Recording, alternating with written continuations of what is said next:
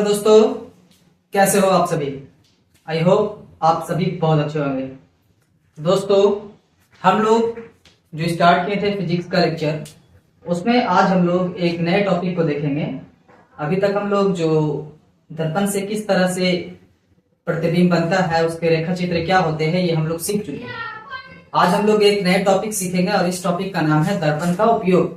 ठीक है, दर्पण का उपयोग से आपके 1 मार्क्स वाले क्वेश्चन भी आते हैं और 2 मार्क्स वाले भी क्वेश्चन आते हैं। ठीक है, तो ये बहुत जरूरी है और इस टॉपिक से बाबू हर साल एक ना एक क्वेश्चन आता ही है। ठीक है, कम से कम 2 मार्क्स का क्वेश्चन तो इससे आता ही है। तो इसलिए हम लोगों को ये 2 मार्क्स, ठीक है, गवाना नहीं है, तो इसे अच्छे से याद कर लेंगे और समझ लेंगे। ठीक है, आइए देखते हैं क्या है क्वेश्चन। दर्पण का उपयोग। सबसे पहले हम लोग जो अलग अलग तरह दर्पण पढ़े हैं, तो वो सिर्फ दर्पण बनाया क्यों गया होगा, उसका अलग अलग उपयोग होगा, इसलिए अलग अलग दर्पण बनाया गया है ना। तो वही बोल रहा है कि समतल दर्पण का उपयोग, अवतल दर्पण का उपयोग और उत्तल दर्पण का उपयोग कहां कहां हो सकता है और आखिर इसका उपयोग उस जगह पे क्यों होता है, ये भी जानना जरूरी है ना। तो समतल दर्पण का उपयोग बाबू हम लोग बेसिकली अपनी छवि देखने के लिए करते हैं। घर में जो दर्पण होती है, आईना, वहां पे हम लोग क्या करते हैं, अपने सूरत देखने के लिए जिस दर्पण के सामने खड़े होते हैं ना, घर में जो लगा होता है, वो होता है हमारा समतल दर्पण। कौन सा दर्पण होता है?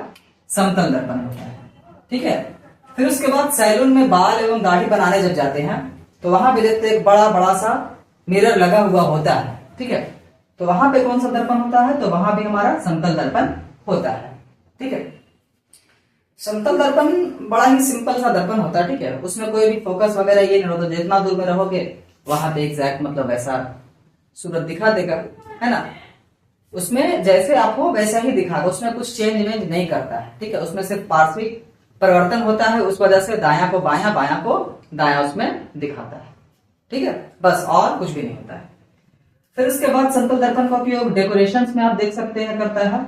और डेकोरेशंस में जैसे कि बहुत जगह पे, जैसे कि आप देखोगे शादी वादी के पार्टी वार्टी में जाओगे तो देखोगे वहां पे छोटे छोटे मिरर वगैरह लगा होता है। ठीक है, खूबसूरत दिखाने के लिए मॉल्स को, फिर जो आपके हॉल होते हैं, उन सब चीजों को वहां पे समतल दर्पण का उपयोग किया जाता है। ठीक है, चौथा है ब्यूटी पार्लर में। ब्यूटी पार्लर में भी जिस दर्पण का उपयोग होता है वो दर्पण होता है समतल दर्पण। ठीक है, प्लेन मिरर।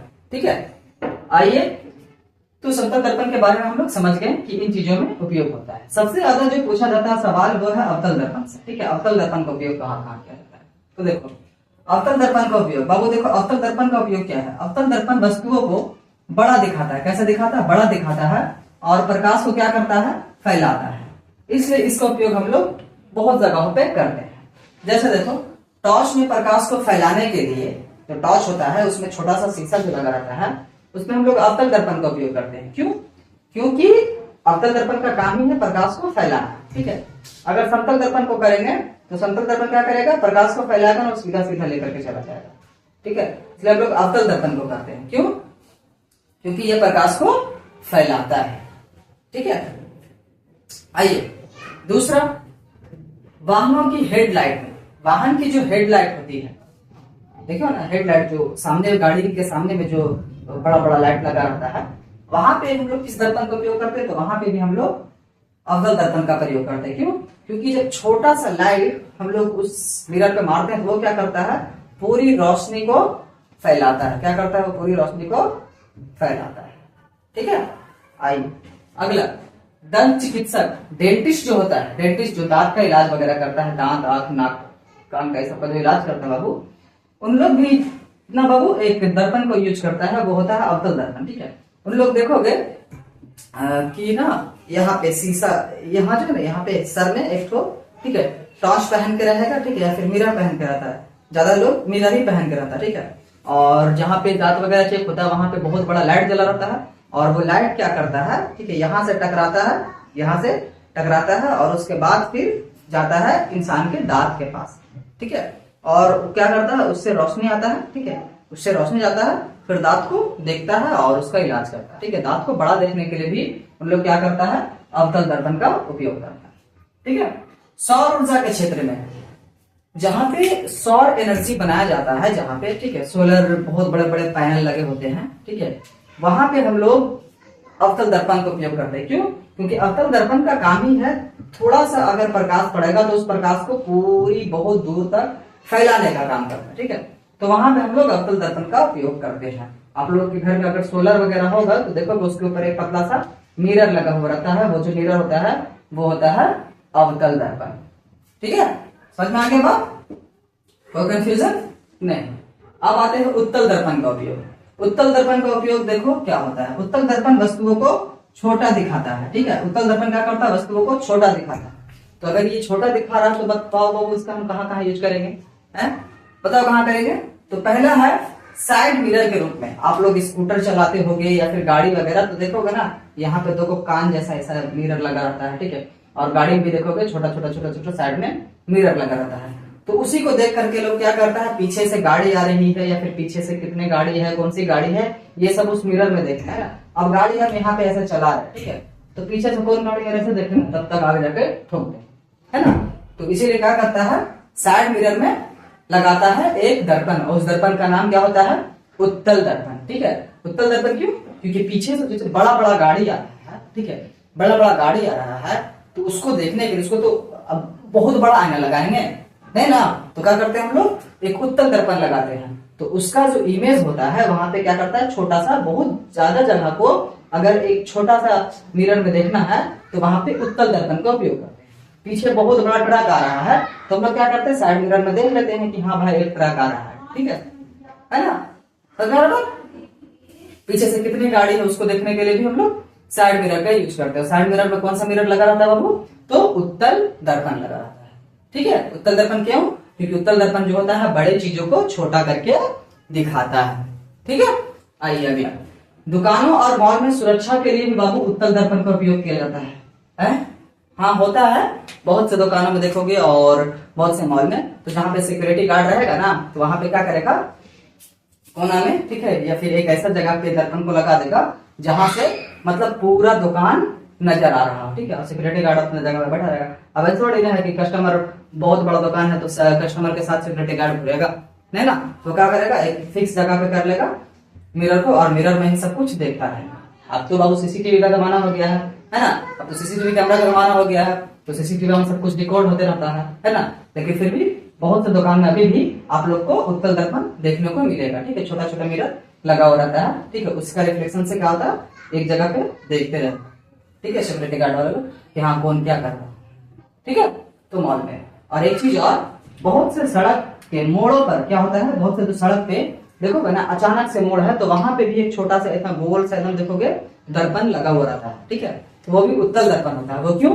जैसे कि एक टर्निंग है, अचानक से टर्निंग है, अब उधर से एक गाड़ी आ रहा है, इधर से भी गाड़ी आ रहा है, तो उसको देखने के लिए क्या करना है ना, रोड पे मतलब एक दर्पण लगा था उसमें नजर आ हाँ देखो उधर से गाड़ी आ रहा, इधर से आदमी आएगा तो इधर वाला देख लेगा कि हाँ उधर से गाड़ी आ रहा है, इधर से अगर गाड़ी आ रहा है तो उधर वाला आदमी उस मिरर में देख करके अपना गाड़ी का हिसाब लगा देगा, ठीक है। अगर बहुत जगह पे देखोगे अगर वैसा मिरर नहीं लगा रहता ना तो बहुत ज्यादा एक्सीडेंट होता है, ठीक है। अगर आपके गली मोहल्ले में या फिर ऐसे सड़कों पे देखोगे कि हाँ बहुत ज्यादा टर्निंग है और वहां पे बहुत ज्यादा स्पीड में गाड़ी जाती है या फिर वहां पे ज्यादा एक्सीडेंट वगैरह होते रहता है, तो वहां पे आप अपने ग्रामीण लोगों से बात करके क्या करना, वहां पे एक उत्तल दर्पण सेट करवाने का कोशिश करना, ठीक है। उत्तल दर्पण का यूज यही है। अवतल दर्पण और समतल दर्पण का जो उपयोग था हम लोग आज सीख लिए, ठीक है। तो ये थी आपकी उत्तल दर्पण, अवतल दर्पण और समतल दर्पण की उपयोग, ठीक है। अब देखो 2-3 सवाल आता है, ठीक है, कि अवतल दर्पण का उपयोग हम लोग दंत चिकित्सक या फिर बोलता है साइड मिरर के रूप में हम लोग उत्तल दर्पण का उपयोग क्यों करते हैं, ऐसा सवाल पूछ लेगा। तो क्या जवाब देखो, तो लिखोगे साइड मिरर के रूप में हम लोग उत्तल दर्पण का उपयोग इसलिए करते हैं क्योंकि यह है, ठीक है, प्रकाश के किरणों को मोड़ करके एक जगह पे करती है और ये वस्तुओं का जो प्रतिबिंब होता है उसका छोटा प्रतिबिंब बनाती है, वस्तुओं के बहुत छोटा प्रतिबिंब बनाती है, ठीक है। या फिर बोलेंगे बहुत बड़े जगह को कम एरिया में देखने के लिए हम लोग जिस दर्पण का उपयोग करते हैं वो होता है उत्तल दर्पण, ठीक है। तो वही चीज, और अवतल दर्पण का उपयोग हम लोग हेडलाइट में, ठीक है, दंत चिकित्सक सौर ऊर्जा वगैरह में क्यों करते हैं? क्योंकि अवतल दर्पण प्रकाश की किरणों को बिखेरता है, फैलाता है, ठीक है, और वस्तुओं का जो प्रतिबिंब होता है उसको क्या करता है? बहुत बड़ा दिखाता है। छोटे चीजों को क्या करता है? ये बहुत बड़ा दिखाता है, तो इसलिए हम लोग अवतल दर्पण का उपयोग करते हैं। ठीक है, समझ में आ बात? कोई दिक्कत नहीं होनी चाहिए। ठीक है, चलो तो आइए हम लोग अब अगला टॉपिक पढ़ेंगे। ठीक है, और ये चैप्टर ज्यादा लंबा नहीं जाएगा, ठीक है, 1-2 लेक्चर और होगा, ठीक है, बाकी उसके बाद कंप्लीट। ठीक है, चलिए दोस्तों, आप लोग इसे नोट्स कर लीजिए, फिर मैं इसे इरेज करके बताऊंगा। तो आइए दोस्तों, हम लोग स्टार्ट करेंगे एक नए टॉपिक। ठीक है, हम लोग उपयोग सीख चुके हैं दर्पण का, और अभी सीखेंगे गोल दर्पण के लिए चिन्ह परिपाटी। चिन्ह परिपाटी ये क्या होता है? चिन्ह परिपाटी के बिना आप लोग बाबू इस चैप्टर से आने वाले न्यूमेरिकल्स को सॉल्व भी नहीं कर पाओगे। ठीक है, अगर करोगे भी तो बहुत से आंसर्स को गलत लेके आओ, और बहुत से आंसर अगर सही आएंगे तो उसे आप लोग क्या करोगे? गलत मानो। ठीक है, तो इसीलिए हम लोगों को इस टॉपिक की आवश्यकता है, इसके न्यूमेरिकल्स को समझने के लिए और इसके फॉर्मूलाज को समझने के लिए। ठीक है, देखिए क्या है चिन्ह परिपाटी। चिन्ह परिपाटी होता क्या है? तो देखो, जब हम लोग दर्पण सूत्र बनाएंगे, ठीक है, उसको स्टडी करेंगे, तो उस वक्त हम लोगों को 3 चीजों की जरूरत होगी, 3-4 चीजों की। ठीक है, फोकस दूरी, ठीक है, फिर उसके बाद वक्रता त्रिज्या, वस्तु दूरी और प्रतिबिंब दूरी, इन सब चीजों की जरूरत होगी। तो हम लोग किस दर्पण में कैसा प्रतिबिंब बनेगा? हम लोग अगर उत्तल दर्पण में है तो वस्तु को दूरी को कैसे नापेंगे? ठीक है, वस्तु की ऊंचाई को कैसे नापेंगे? प्रतिबिंब की ऊंचाई को कैसे नापेंगे? प्रतिबिंब की दूरी को कैसे नापेंगे? इन सब चीजों की जानकारी लेने के लिए, ठीक है, हम लोगों को क्या चाहिए? तो चिन्ह परिपाटी चाहिए। चिन्ह परिपाटी का मतलब सिंपल सा बात है, आप लोग एक्सिस पढ़े होंगे, X axis and Y axis. ठीक है, तो उसी को हम लोग थोड़ा सा स्टडी करेंगे। बाकी आप लोगों को इसका नॉलेज है, आप लोग 9 में पढ़े होंगे, 8 में भी इसके बारे में थोड़े बहुत जानकारियां मिली होगी।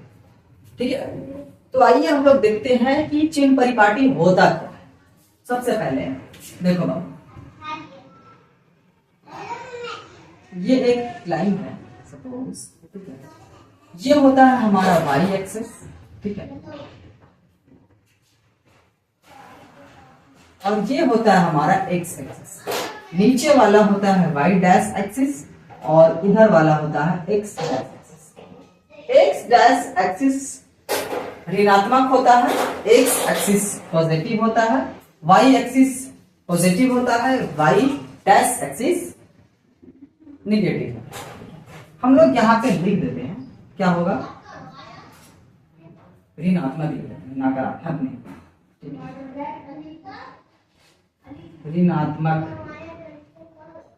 ऋणात्मक मतलब माइनस। ठीक है, ये क्या होगा? धनात्मक। धनात्मक मतलब प्लस। ये भी क्या होगा? तो ये भी होगा यहाँ पे धनात्मक। धनात्मक क्या होगा? यानी कि प्लस। ये क्या होगा? ऋणात्मक यानी कि माइनस। समझ में आ रहा बात? ये भी ऋणात्मक होगा, ये भी ऋणात्मक, यानी डैश जहां पे है वहां पे ऋणात्मक और जहां पे डैश नहीं है वहां पे धनात्मक।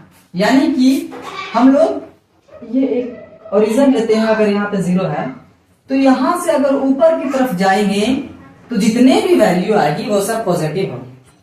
अगर हम लोग इस O से 0 से नीचे की तरफ आएंगे तो जितने भी वैल्यू होगी वो सब क्या होगी? नेगेटिव होगी। ठीक है, वही हम लोग ओरिजिन से, मूल बिंदु से अगर दाहिनी हाथ की तरफ जाएंगे तो सब धनात्मक होगा, और अगर बाएं हाथ की तरफ जाएंगे तो सब क्या होगा? ऋणात्मक होगा। समझ में आ रहा होगा बात आप लोगों को, हम क्या कहना चाह रहे हैं, है ना? एकदम कंफर्म। ठीक है, इस पे ही सारा कुछ, सारा जो साजो सामान है तुम्हारा इसी पे टिका हुआ है। अब देखो क्या है, सपोज हम लोग एक यहाँ पे दर्पण बना ही लेते हैं, ठीक है। एक हम लोग अवतल दर्पण बना लेते हैं, उसके बाद हम लोग इसमें सारी चीज सीख जाएंगे, ठीक है। चलो एक अवतल दर्पण डिजाइन करते हैं बाबू।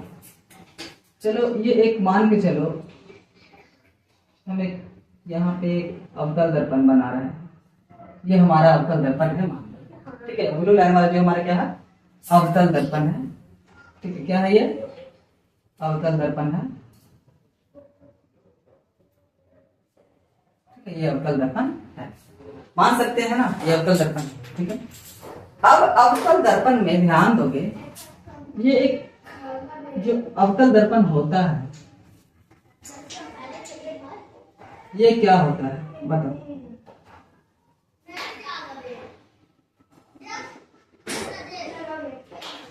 अवतल दर्पण किसी वक्र का या फिर किसी गोले का एक भाग होता है। अवतल दर्पण क्या होता है, किसी गोले का भाग होता है। इसकी जानकारी तो आप लोगों को है ही है, बहुत ही भाई लोग को, है ना। अब जब ये किसी गोले का भाग होता है तो इसमें कोई सेंटर पॉइंट होता है, सेंटर पॉइंट होता है ना जी, एकदम होता है। अब इस सेंटर पॉइंट से हम लोग क्या करते हैं, क्या करते हैं, इस सेंटर पॉइंट को हम लोग क्या बोलते हैं, वक्रता केंद्र बोलते हैं। क्या बोलते हैं, वक्रता केंद्र, ठीक है। और ये जो लाइन है जहां पे, इसको बोलते हैं ध्रुव। ध्रुव में से वक्रता केंद्र की डिस्टेंस को क्या बोलते हैं, वक्रता त्रिज्या बोलते हैं, ठीक है। और वक्रता त्रिज्या की जो आधा होती है उसको क्या बोलते हैं, उसको क्या बोलते हैं हम लोग, तो फोकस दूरी बोलते हैं, है ना। क्या बोलते हैं, फोकस दूरी बोलते हैं, है ना। ये बोलते हैं फोकस दूरी बोलते हैं। तो आइए बाबू एक बात बताइए, अवतल दर्पण में जो वस्तु रखा जाता है, वस्तु जब भी रखा जाएगा तो दर्पण के सामने रखा जाएगा नहीं यार, फिर दर्पण के पीछे रखा जाएगा। अवतल दर्पण हो, उत्तल दर्पण हो या समतल दर्पण हो, अगर कुछ डेटा चाहिए तो उसके सामने रखेंगे। अब दर्पण के पीछे रखे तो का इमेज नहीं बनेगा, कुछ होवे नहीं करेगा, तो फिर काहे पीछे खड़ा करेंगे, कोई मतलब ही नहीं बनेगा, है ना। तो कोई भी दर्पण है तो उस दर्पण के सामने हमेशा होता है वस्तु, ठीक है। तो वस्तु की दूरी जो होती है, वस्तु की दूरी जो होगी अवतल दर्पण में, अवतल दर्पण में वस्तु की जो दूरी होगी वो कहां होगी बताइए। अवतल दर्पण में वस्तु की दूरी कहां होगी, ऋणात्मक तरफ होगी कि धनात्मक तरफ होगी, बताओ कहां होगा। फिर उसके बाद इसका जो प्रतिबिंब बनेगा वो कहां बनेगा, धनात्मक होगा कि ऋणात्मक होगा, ये बताओ। प्रतिबिंब का जो साइज होगा वो धनात्मक होगा कि ऋणात्मक, है ना। तो इन्हीं सब चीजों को हम लोग क्या करते हैं, इसमें स्टडी करते हैं, ठीक है। आइए समझते हैं कैसे। हम लोग देखते हैं कि वस्तु दूरी धनात्मक होगी, ऋणात्मक होगी, क्या होगी, ठीक है। आइए हम लोग कुछ बातों को यहाँ पे नोट किए देते हैं, ठीक है। जैसे में वस्तु की दूरी, वस्तु की दूरी को हम लोग u से डिनोट करते हैं। किससे डिनोट करते हैं, u से, ठीक है। फिर उसके बाद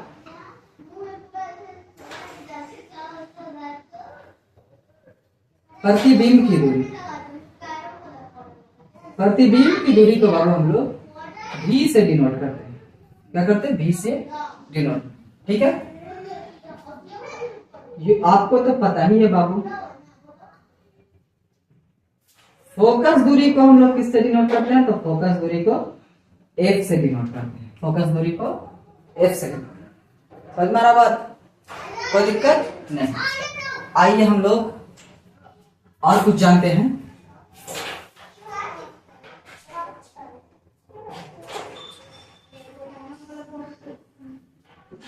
वस्तु की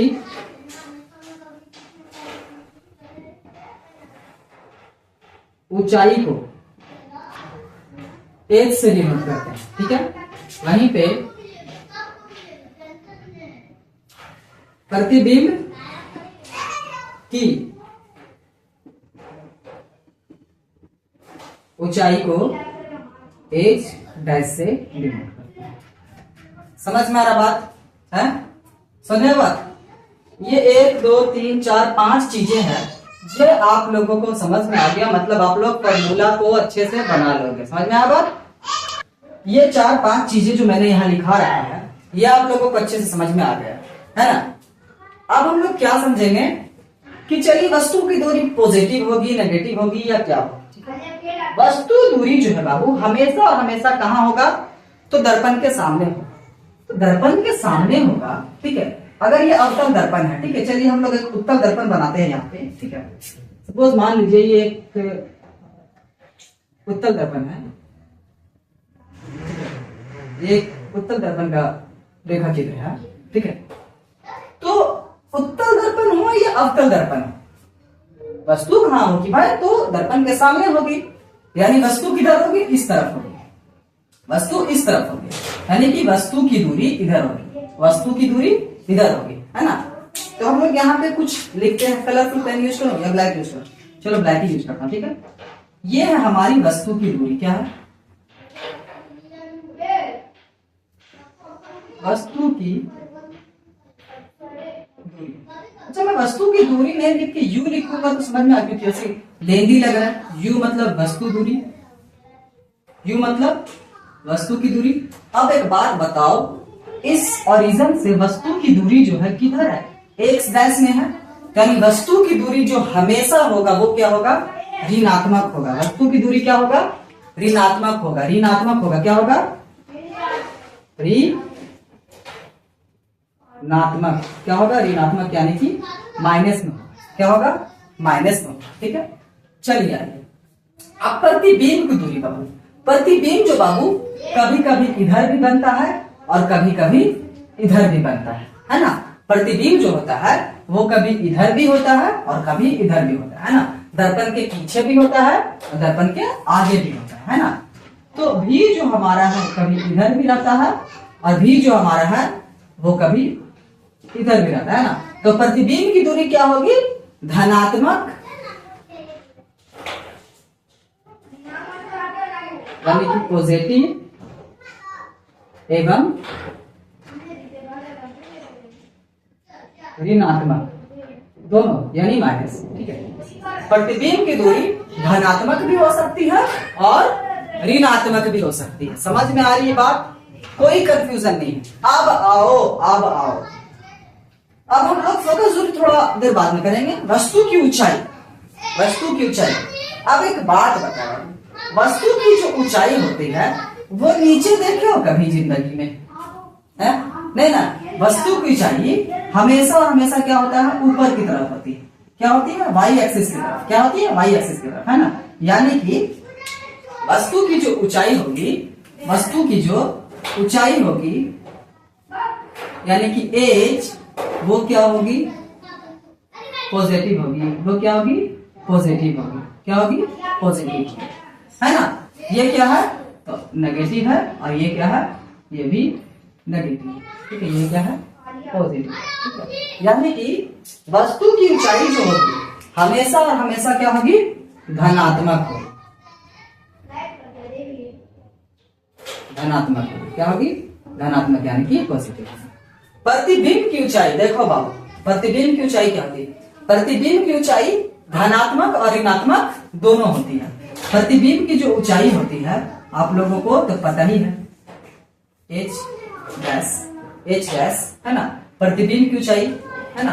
प्रतिबिंब की ऊंचाई देखो वाई एक्सिस की तरफ, क्या है, वाई एक्सिस की तरफ, यानी कि माइनस में, ठीक है। और बहुत बार क्या होता है, प्रतिबिंब की ऊंचाई जब आभासी बनता है तब क्या होता है, दर्पण के उल्टा साइड में बनता है। दर्पण के क्या होता है, उल्टा साइड, यानी कि ऊपर, ऊपर की तरफ बनता है ना, ऊपर की तरफ। तो क्या होगा, ये पॉजिटिव होगा। यानी प्रतिबिंब की ऊंचाई जो है, ठीक है, वो क्या होगा, धनात्मक, यानी पॉजिटिव एवं नेगेटिव, है ना। यानी प्रतिबिंब की दूरी धनात्मक ऋणात्मक, और प्रतिबिंब की ऊंचाई धनात्मक ऋणात्मक। वस्तु की दूरी हमेशा ऋणात्मक और वस्तु की ऊंचाई हमेशा धनात्मक। समझ में आया बात, समझ में आया बात कि नहीं आया, बताओ, है। चलिए अब आइए फोकस दूरी। फोकस दूरी देखो फोकस दूरी में दो चीजें ध्यान रखना। अगर अवतल रहा, अगर अवतल रहेगा तो कुछ होगा और उत्तल रहेगा तो कुछ होगा। देखो अवतल दर्पण में जो फोकस दूरी होता है वो किधर होता है? देखो किधर होता है? इस तरफ होता है। अवतल दर्पण में फोकस दूरी इस तरफ होता है ना? किधर होता है? इस तरफ होता है। यानी कि अवतल दर्पण में जो फोकस दूरी होगा वो क्या होगा? तो वो होगा ऋणात्मक। क्या होगा? ऋणात्मक होगा। क्या होगा? ऋणात्मक होगा। और उत्तल दर्पण में फोकस दूरी क्या होगा? अंदर की तरफ, इस तरफ होता है ना? उत्तल दर्पण में जो फोकस दूरी होता है इधर ही ना होता है जी, है? वो इधर ही होगा, है? तो क्या होगा वो? प्लस। समझ में बात? अवतल दर्पण में फोकस दूरी हमेशा और हमेशा माइनस रहेगा और उत्तल दर्पण में फोकस दूरी हमेशा और हमेशा प्लस रहेगा। समझ में आ बात? ठीक है, ये चीजें समझ में आ गई आप लोगों को? समझ में आ बात? तो ये थी हमारी गोलीय दर्पण की चिन्ह परिपाटी। इस चीज को आप लोग नोट करके लिख लीजिएगा, ठीक है? दर्पण सूत्र जो होता है बाबू, वो मैं अभी आप लोगों को नहीं बताऊंगा। दर्पण सूत्र जब सिद्ध करूंगा तब बताऊंगा। और उसके साथ साथ हम लोग कुछ न्यूमेरिकल्स भी बनाएंगे, ठीक है? दो सूत्र होता है, वक्रता त्रिज्या और फोकस दूरी में संबंध, ठीक है? प्रतिबिंब की दूरी, वस्तु की दूरी और फोकस दूरी में संबंध। ये दो सूत्र जो होता है इस पे ही आपका ये पूरा चैप्टर टिका हुआ रहता है। और एक सूत्र और होता है आवर्धन का, ठीक है? बस इन्हीं दो तीन सूत्र में पूरा का पूरा जो मैथ्स है इसका पूरा का पूरा न्यूमेरिकल्स नाचते रहता है, ठीक है? हम लोग दो तीन प्रैक्टिस करेंगे, उसके बाद हम लोग इसके मास्टर हो जाएंगे। आपको ऐसे देगा, ऐसे निकाल लोगे तुम। समझ में आया? तो ये थी आप लोगों की आज की क्लासेस। अगर कोई डाउट है तो कमेंट कीजिएगा, मैं उसे सॉल्व जरूर से जरूर करूंगा, ठीक है? चलिए दोस्तों, आज के चैप्टर यहीं पे समाप्त करते हैं। Thank you so much. जय हिंद।